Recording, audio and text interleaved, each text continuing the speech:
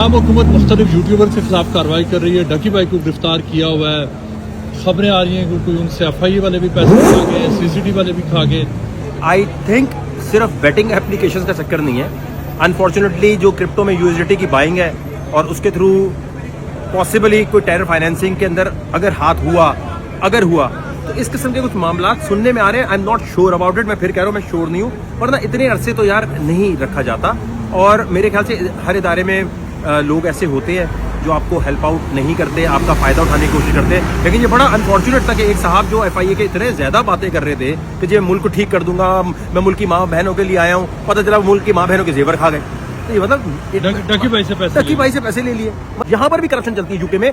लेकिन मसला ये है कि अगर एक बंदा बोल रहा हूँ मैं मुल्क की कौम के अंदर ठीक कर दूंगा, मैं सबको सीधा कर दूंगा, मैं इखलाकियात और मोरल सारी स्टोरियां सुना रहा, पीछे पैसे खा रहे हैं। आपके ख्याल में डकी भाई ने ऐसा किया कि इतना लंबा अरसा हो गया बाहर ही नहीं आ रहा? आई डोंट नो, कोई दहशतगर्दी की फंडिंग वगैरह केस ना हो उनके ऊपर, जिस तरह लोग इधर उधर अफवाहें उड़ा रहे हैं। अफगानिस्तान का नाम आया है, अफगानिस्तान का ऐसा कुछ आ रहा है। I am not sure about it, but अगर ऐसा, क्योंकि इतनी सीरियसली उनको क्यों रखा जा रहा है। और मेरे ख्याल से अगर ऐसी कोई भी चीज़ है तो इस प्रोसेस के अंदर हमें ये देखना चाहिए कि जो FIA के अंदर लोग हैं या बाकी MI के लोग हैं या जो बाकी लोग काम कर रहे हैं, इनको ना एक प्रेस कॉन्फ्रेंस करके थोड़ा सा क्लियर कर देना चाहिए। क्योंकि आवाम में ना जो एजेंसी है या FIA है, फिर इनका इमेज बड़ा ना हो जाता है, ग्रे एरिया में आ जाता है। तो इनको ना बता देना चाहिए कि किस वजह से उनको अंदर रखा हुआ है। लेकिन हो सकता है उनके पास भी कोई ऐसी चीज़ हो यार बताने में कोई राज निकल सकता हो। पाकिस्तान में यूट्यूबर डकी भाई की गिरफ्तारी के बाद अब 3 माह गुजर चुके हैं, डकी भाई को छोड़ा नहीं जा रहा।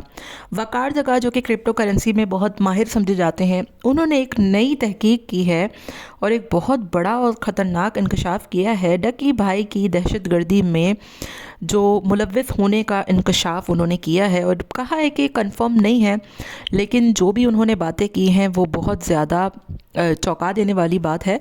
और डकी भाई को जो कि काफ़ी टाइम हो चुका है, अब छोड़ा नहीं जा रहा। बीच में सुना था कि अरूब जतोई ने NCCI के अफसरान के ख़िलाफ़ जो है वो कार्रवाई करवाई। उसके बाद तो हमें यही लगा था कि अगले ही रोज़ डकी को छोड़ दिया जाएगा, लेकिन उसके बाद जो है वो हमने देखा कि जज ने फ़ैसला सुनाने से इनकार कर दिया। फिर जज चेंज हुए, फिर उसके बाद दोबारा से जो है वो डकी भाई को 14 रोज़ा जिस्मानी रिमांड पर मुंतकिल कर दिया। बड़ी ही अफसोसनाक ख़बर है, बड़ी ही ज़्यादा।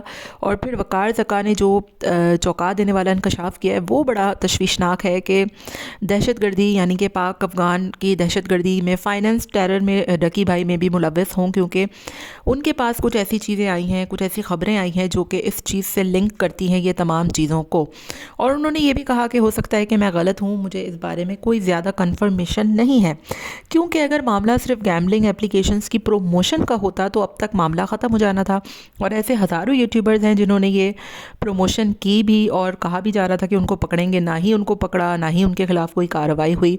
उल्टा डकी भाई को जो है वो अभी तक छोड़ा नहीं जा रहा और कोई आसार भी दूर दूर तक नज़र ही नहीं आ रहे कि उनको छोड़ा जाएगा मुस्तकबिल में।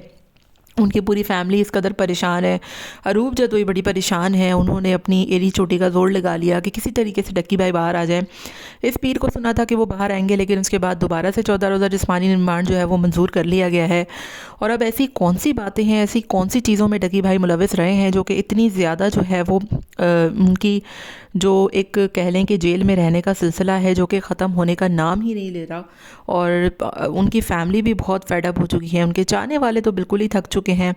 तो बड़ी अफसोसनाक खबर है। और वकार ज़का के जो बिल्कुल चौंका देने वाले इंकशाफात हैं, क्या वो वाकई में सच हैं? आपका क्या ख्याल है? कमेंट में अपनी राय का इजहार ज़रूर दीजिएगा। मिलते हैं नेक्स्ट वीडियो में। Till then take care, tata bye bye, अल्लाह हाफ़िज़।